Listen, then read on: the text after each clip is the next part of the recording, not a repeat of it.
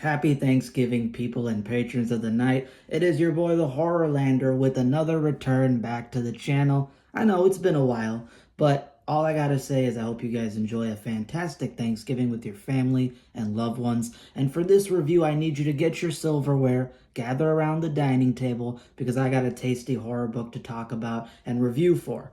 Now, this one is one that I read recently, so it was pretty relevant for me to talk about as is. But because it's Thanksgiving and the main part of Thanksgiving is food, eating a lot of good food, hopefully, I thought that this book would be more relevant to discuss on this day than anything. So without further ado, let's get to talking about that book. But let me give you a little bit of context. So as some of you may know, I am a huge fan of this underground book publishing company and website known as Weird House Press, because Weird House Press supports and publishes a lot of the new books coming out for my favorite horror author, Tim Curran. And I had read what they released last year, a series of kids' horror books that were supposed to be darker and more hardcore and more action-packed, known as Shivers, which were relatively unknown by a lot of people. And after reading them, they were very good. They were a lot of fun. And one of the books that I read from the Shivers series, those 3 books, ended up being my favorite kids' horror book of all time. Now, of course, it's a little hardcore for kids' horror, but you can think of that just as like a modern adjustment. You know, kids are so desensitized nowadays that you can count this as kids' horror. And that book, you know, forgive me for the shine from my setup because it's a glossy book, but that was The Sleepy Hollow Gang by Robert P. Ottone, which was basically a great modern Monster Squad story. Although the original Monster Squad is very iconic, these guys have more characterization to them, and this book had amazing humor to it. It had a lot of strong emotional moments, high stakes, and non-stop incredible movie-level action, okay? The villain in this book is taking names, badass, you know, no bullshit, a lot of intense action, a lot of fantastic horror scenes and high-stakes scenes. So this book ended up being amazing. It felt like I had watched a movie in a span of 140 pages, so around the same length as a Goosebumps book, but much, much better, in my humble opinion, as a Goosebumps stan. So I then found out that the same author had written a bloody creature feature novel as part of the Bloody Bones series, which Tim Curran had also written a book for called Horror of the Blood Devils, which I've read but not reviewed. But this one, for today's review, is Curse of the Cob Man. And of course, sorry about the glare, but I'll keep a digital image of the cover as well throughout the video. Curse of the Cob Man is essentially about a harvest pagan ritual in this upstate New York town that leads to summoning forth a 8-foot tall, sentient, killer piece of corn. Yeah, I'm not bullshitting. That's what the book is about. But it's very good, and I'm excited to talk about it. So without further ado, let's get into the review of Robert P. Ottone's book, The Curse of the Cob Man. So The Curse of the Cob Man opens up with the upstate New York, kind of rural, small-town America vibe kind of location known as Apple Valley. And Apple Valley has a strange kind of tradition every single year when Halloween time rolls around. And that's that on the night of Halloween, people in the town are expected to leave out a can of corn, a can of vegetables, or a piece of their successful harvest that they've had, you know, from their farms and stuff. And if they do that, it will please the Lord of the harvest, who will then guarantee that they have a bountiful, successful harvest throughout the year and for next season. So everybody has kind of just been pre-programmed to follow this. You know, a lot of the adults in town were kids who, you know, parents kind of instilled this tradition into. So they just keep on doing it and just expecting that, hey, you know, we had another successful harvest, so clearly it's working. But you have the main character named Mikey. Now, Mikey is in a sort of secret gay relationship with a guy named, I think his name is Ken. So he goes and visits him out on Halloween night because he's taking his little sister trick-or-treating. And as he meets up with his boyfriend and he's taking his sister out, he ends up deciding that he wants to hatch a plan. And the plan is going to be that he's going to disguise himself dress himself up, and he's gonna go tonight and steal like a dozen houses worth of offerings that they put out, because he thinks that this town is full of a lot of old, kooky people, and him and his family are still kind of the newbies in town, because I think they moved from another location, at least maybe the son and the dad did. And as he does this, he suspects that nothing's going to happen. People are just going to freak out. But, there is the idea that there is an entity out there, which something is taking these offerings every Halloween when time rolls around. And unfortunately, the day after Halloween, there are repercussions, because quickly it's revealed that there is possibly an entity, a pagan lord of the harvest, which does demand offerings. And when you mess with the tradition, there's going to be a lot of chaos that ensues. And it begins with Mikey's love interest, who's playing basketball late night, and he's got this cracked up driveway. And through the cracks in the driveway, out comes these golden silk strands that just start popping up through the cracks of the ground. And he swears that he can see something moving in the bushes that are kind of, around his house. And eventually he ends up getting attacked by that thing, this tall, plant-like, creepy-looking entity, which has all these golden kind of silk strands, which turns out to be corn silk, that can basically be used as like barbed wire or razor wire. So it starts constricting him, wrapping around him, tagging and slashing him. His body's getting sliced open down to the bone, bleeding like a pig.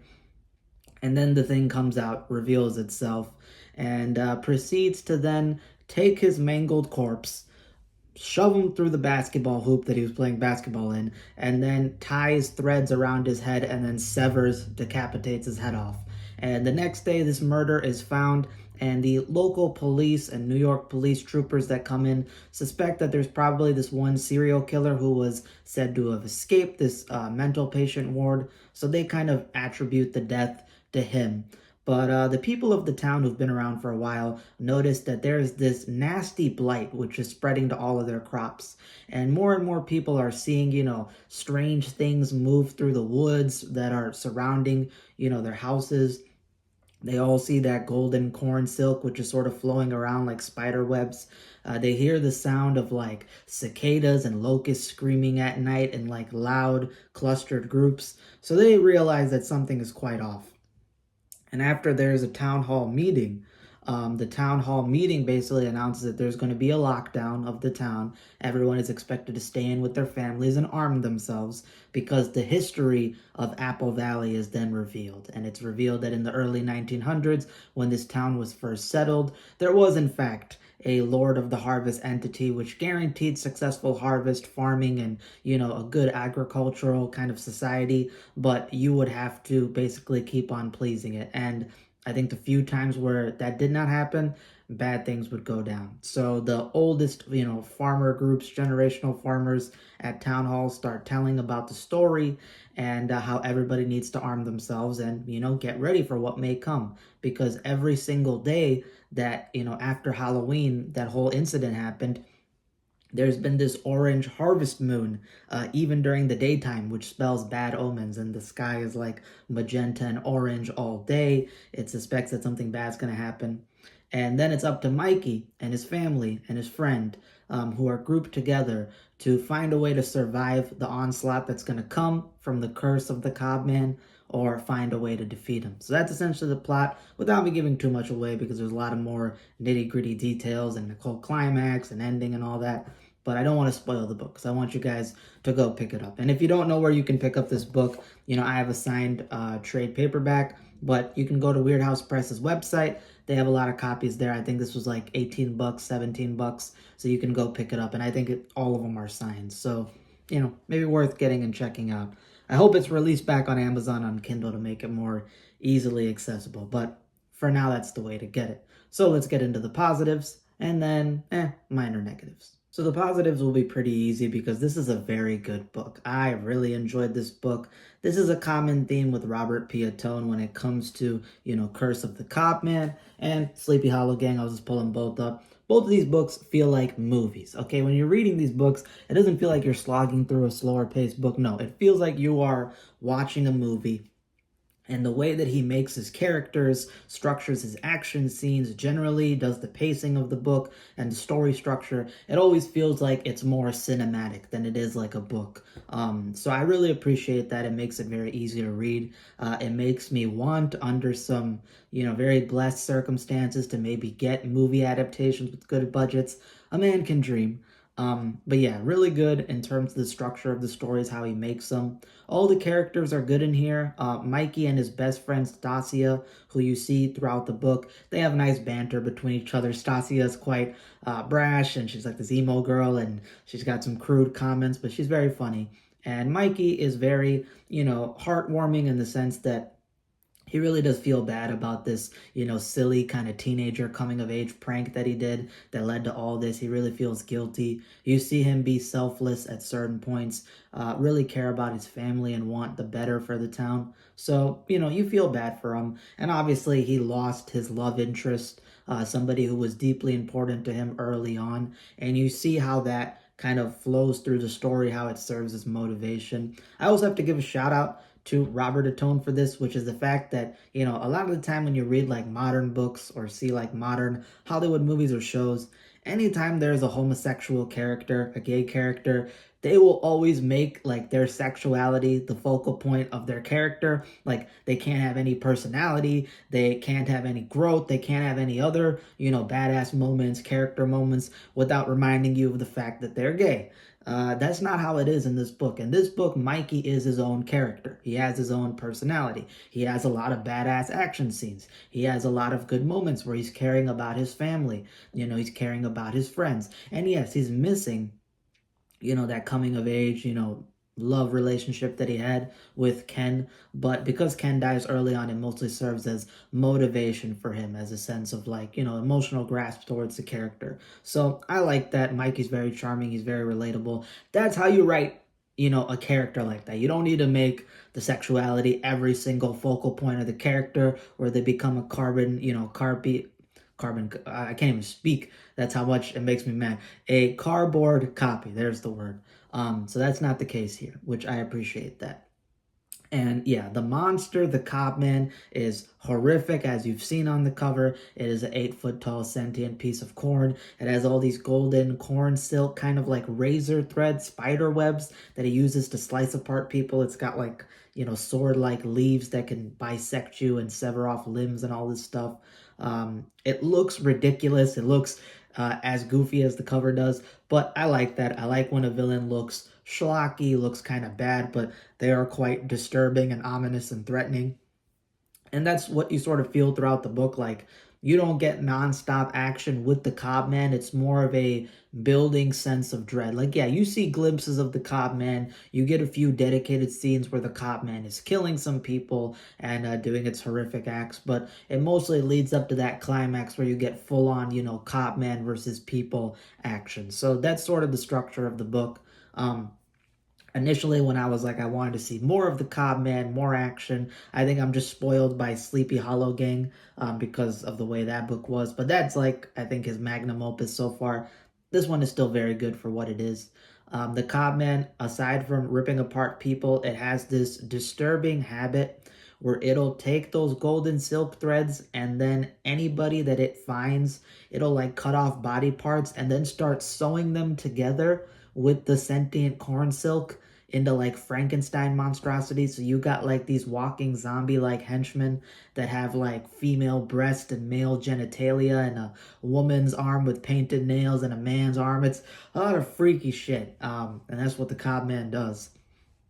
And yeah, it's quite a bloody, vicious threat, and ridiculous. So it adds that fun aspect. And the climax is very good. Again, feels movie-esque. You got the family versus the Cobman. There is quite a bit of emotional grasp and stakes. There are some death throughout the book, which, lead to it having an impact. And yeah, that's essentially the book without me giving too much away. As for the minor negatives, I can't really think of any. I think, some parts are a little bit, I guess, slower burn. It takes a little bit to get going. There were some parts of the story where I felt like, you could have sped it up. You could have, moved things along a little bit faster. It takes a bit of time. But it's nothing too crazy. It's only 180 pages, so it's not like too much is taken off your back. compared to like a Stephen King book, which are like 900 pages of nonstop yap. This is nowhere near that, so not that big of a deal. I would give this book a 8.6 out of 10. Very good. This is a very good book. So on a star scale, that's 4.3 out of 5 stars. Definitely recommend you guys go check it out. And for my next review, there's something very cool because I found out recently that, one of my friends, Horror FFA, and me had made some side comments when I talked about Sleepy Hollow Gang and we found out about this book. He was like, oh yeah, like maybe the Sleepy Hollow Gang goes after like the Cobb Man. And I was like, yeah, that would be like fun and, kind of comic-ish and, a lot of, just a lot of fun. It would be cool to see a crossover between them and see the Sleepy Hollow Gang be like a monster squad that goes hunting, because the ending of Sleepy Hollow Gang hints that their adventures are not going to stop here. And then I found out after like a brief DM exchange between Robert Ottone, and before you go like, oh, you're DMing him, bro, you're a shill. Read his damn books. Read these 2 books that I recommend, and you'll see that he's a talented author. All right, I respect his work. He told me that he did a crossover short story, which I've read from his brand new short story collection, which I think is called Tear Me Open.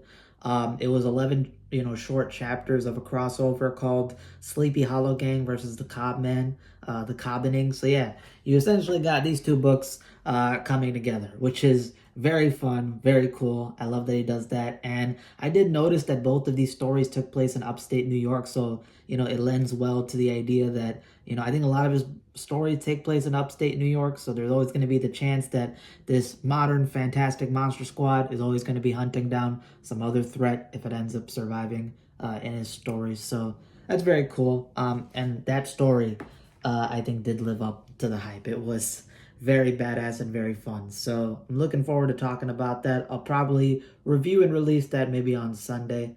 So yeah, thank you guys for tuning in. Thank you guys for listening. I appreciate each and every one of you. I hope you guys had a lot of fun with that Halloween video sort of event that I did during October. And I know I've been missing for like almost a month, but just wanted to take a break, focus on work and some other stuff. But now I'm back, so hopefully I'm in the mood to go through some more stuff. And Christmas time will be rolling around, which means that there's probably going to be some winter-based horror stories that I gotta transition and move to. So look forward to content that's going to be coming up. And thank you guys for supporting. I hope you guys, again, have a fantastic Thanksgiving, eat lots of good food, and spend time with loved ones, because making the most of life is what life is all about. So stay tuned until the next video. Deuces.